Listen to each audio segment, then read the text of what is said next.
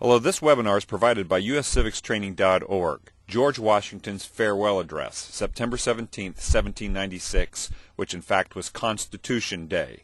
This very important address, which had been long studied by U.S. public schools but has fallen out of disuse, is a vital address to once again recapturing the ideas of freedom and liberty that exist in the U.S. Constitution. This is part one, an overview. Thomas Jefferson, third President of the United States and founding father, had these ideas on what citizens should be taught in order to be educated for good citizenship. Firstly, the general principles of liberty, and here he references the works of John Locke and Algernon Sidney, who were both philosophers and liberty-loving British citizens that wrote almost a century and then several decades even before the Declaration of Independence was signed. Secondly, Jefferson submitted that the Declaration of Independence needed to be studied for the distinctive principles of the U.S. government.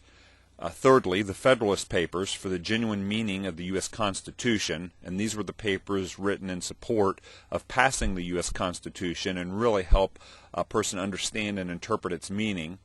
And then finally, Washington's farewell address for its political lessons of peculiar value. It's very interesting that he suggested these four elements, and it's Washington's farewell address that makes the list and really speaks to the importance of understanding Washington's sentiments as they're expressed in this address. Another way that we can look at this address is that it was Washington's Constitution Day address. We know it as his farewell address, but it's significant that Washington chose September 17th. Why? September 17, 1787 was the Constitutional Convention when the Constitution was signed, and he was the chief presiding officer over that convention. This is now 9 years later, September 17, 1796, that he provides this farewell address as the United States gets ready to enter into its second decade of existence. John Adams was not elected yet. He's elected in February 1797. He was sworn in March 4th, 1797. And so this address was 6 months before Washington left office, and his choice of having this farewell address fall on Constitution Day would position this address with equal weight to be considered Washington's Constitution Day address. So one of the things that I want to take a minute and compare that to is the Declaration of Independence. It was about 1,400 words, or is about 1,400 words. The U.S. Constitution is about 4,500 words, and Washington remarks were of depth and meaning enough that he took 6,100 words to cover them. And so it's actually quite a long address, and it breaks down into these themes. One, that of acknowledging God and his handiwork in the U.S. founding. Second, a challenge to cherish the Constitution. Third, how to fend off and look for attacks on the Constitution.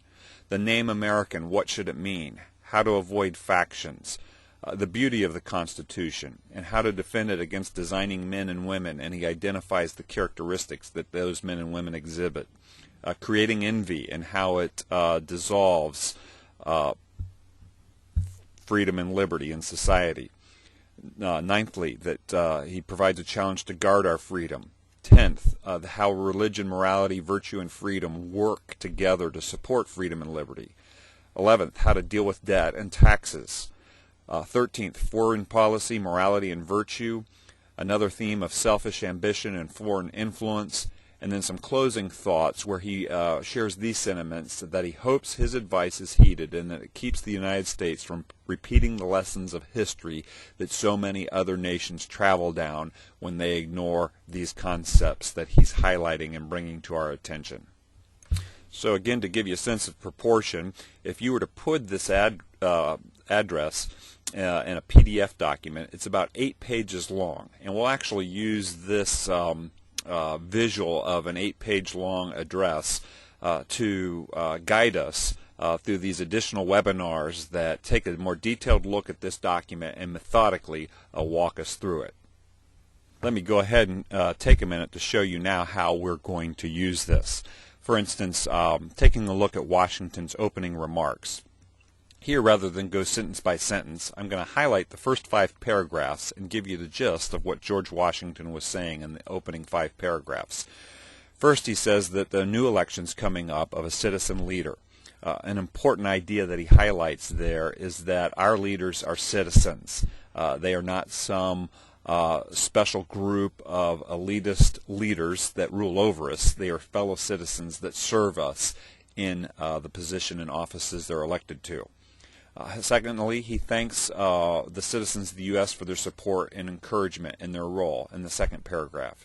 In the third paragraph, he expressed his thoughts that he actually wanted to retire from service at one term, but the national situation at the time and the advice of others compelled him to stay for a second term.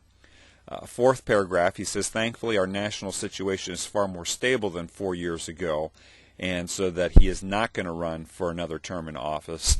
And then fifthly, that he has felt like he's done his best in spite of his many imperfections. So these are one-sentence summaries of the first 5 paragraphs of Washington's address.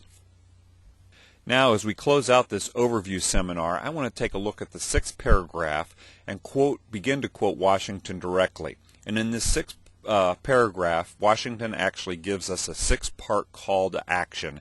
And here's where I quote directly from Washington's address. He says this, profoundly penetrated with this idea, I shall carry it with me to my grave as a strong incitement to unceasing vows. What these words actually mean is that 6 ideas that citizens would be deeply moved, even compelled to make unceasing vows to keep. These 6 ideas actually set up a framework to understand the whole rest of Washington's farewell address. And so he begins. First, that heaven may continue to you the choicest tokens of its beneficence. That is, that God would continue to bless the United States as we follow after him. Second of all, that your union and brotherly affection may be perpetual. That is, that we as citizens would get along with each other.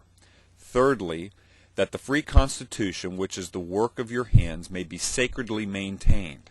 That is to say that the Constitution would be protected, maintained, and honored. Fourthly, that its administration in every department may be stamped with wisdom and virtue. Washington is deeply expressing to us that all levels of government would be run with wisdom and virtue, that men and women of character would fill those positions. Fifthly, that the happiness of the people of these states under the auspices of liberty may be made complete by so careful a preservation and so prudent a use of this blessing. And so there's many words there, but to summarize this, he is saying here that the people would cherish the true blessing that this constitutional republic is, that they'd not become complacent, but they'd really realize the gift from heaven they'd been given. And then lastly, that as will acquire to them the glory of recommending it to the applause, the affection, and adoption of every nation which is yet a stranger to it. Again, summarizing a complex sentence here, he is in essence saying that this gift, that the U.S. citizens would realize that these principles of freedom and liberty are so unique that they're a gift worthy of being spread to the world. So this sets us up to take a walk through Washington's farewell address using this framework and going through and sampling his quotes directly and then summarizing their meaning when the wording seems somewhat complex, so that we as citizens in this day and age can better understand the sentiments of George Washington and what he was just compelled to communicate to us that we should not forget, lest we continue down the path of many other nations to the dustbin of history. These training webinars are provided through the uscivicstraining.org. There'll also be PDF copies of these presentations, as well as a PDF copy of George Washington's farewell address available at that website. My name's Craig Seibert. Thank you for listening.